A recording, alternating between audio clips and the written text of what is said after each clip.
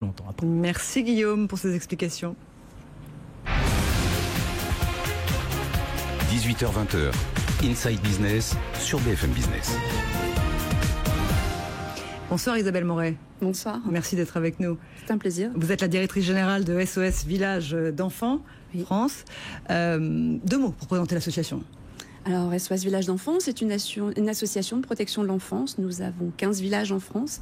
Et dans ces villages, nous accueillons des enfants, des fratries, qui ont été placés par le juge parce que leurs parents étaient dans l'impossibilité de leur assurer la sécurité et l'éducation. Avec une marraine bien connue que l'on aime et qui est très active, c'est Annie Dupéré. Exactement. Alors, vous étiez ce matin aux côtés d'Emmanuel Macron avec une dizaine de jeunes, je crois. Exactement, une dizaine de jeunes de nos villages, de jeunes majeurs ou de presque jeunes majeurs qui étaient venus rencontrer le président et leur dire à quel point cette stratégie contre la pauvreté était importante, en particulier pour les annonces qu'on espérait qu'il allait faire les concernant. Alors, les principales mesures, effectivement, concernent l'enfance et l'accès à l'emploi, mais ils ont été déçus par les mesures ou au contraire, comment ça s'est passé? Il y a une explication de texte, ils l'ont rencontré, ils ont écouté le discours. Racontez-nous les coulisses.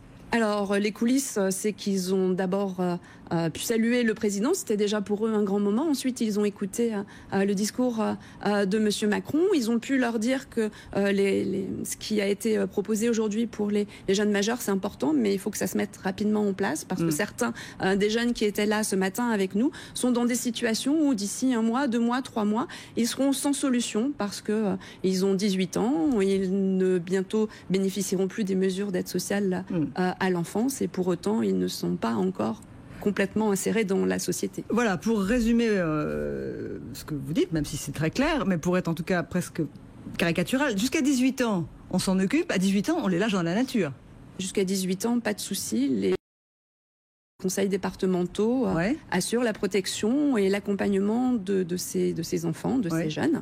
À l'âge de 18 ans, il y a parfois une rupture brutale de leur accompagnement et ils se retrouvent sans ressources, parfois sans emploi, en tout cas contraints à rechercher rapidement une formation, un emploi, un logement. Voilà. Donc, ce que demandent les associations de protection de l'enfance et ce que nous demandons également, c'est que cette mesure de protection et surtout d'accompagnement des jeunes puisse aller jusque 21 ans, voire au-delà, parce que parfois 21 ans, ce n'est pas suffisant encore. Alors, dans ce que vous avez entendu ce matin, dans ce qui vous a été dit, est-ce que il y a quelque chose de nature à vous rassurer ou le problème n'est pas réglé, il n'y a pas eu d'annonce en ce sens, mais vous avez quoi, sensibilisé le président? Comment ça s'est passé? Alors, il y a des premières orientations qui nous paraissent tout à fait positives, en effet. L'extension du contrat jeune majeur, donc pour ces jeunes, une obligation de contrat jusqu'à 21 ans, ça c'est vraiment une bonne chose. Un accompagnement de ces jeunes pour la recherche d'une formation, d'un emploi, d'un logement, c'est également une bonne chose. Également l'obligation de formation jusqu'à 18 ans pour tous les jeunes, ce sont des choses importantes. Pour autant, ce n'est pas suffisant. Ce n'est pas suffisant parce que je vous le disais, à 21 ans, parfois ils ont encore besoin d'être accompagnés. Donc il ne faut pas qu'il y ait un coup près. Peu importe qu'il soit à 18 ou 21 ans, il faut que l'accompagnement soit un accompagnement individualisé en fonction des besoins de chacun de ces jeunes. Alors comment avancer davantage, puisque vous êtes un peu on vous a laissé sur votre faim? Oui, on espère que derrière la mise en concret de ce plan répondra à ces questions, que les lois permettront de résoudre ces derniers problèmes. Et c'est à nous, Association de protection de l'enfance, de continuer à porter le message pour que ces jeunes soient entendus et soient vraiment accompagnés jusqu'à leur complète insertion dans la société. Est-ce que selon vous, il y a une amélioration par rapport au quinquennat précédent? Je pense que c'est pas une histoire de quinquennat. Je pense que non, il y a quand même 2 personnalités différentes au pouvoir. Ça se passe mieux avec Monsieur Macron? Je ne sais pas si ça se passe mieux, parce que nous, au quotidien, c'est plutôt les départements avec lesquels on est en relation.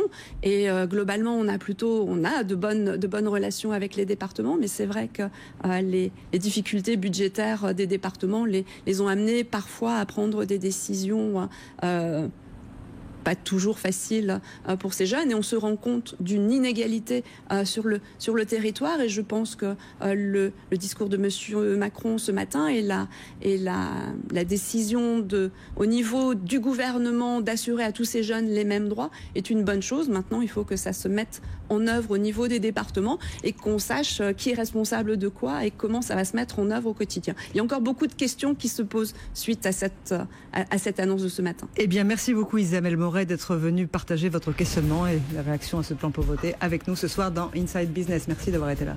Merci.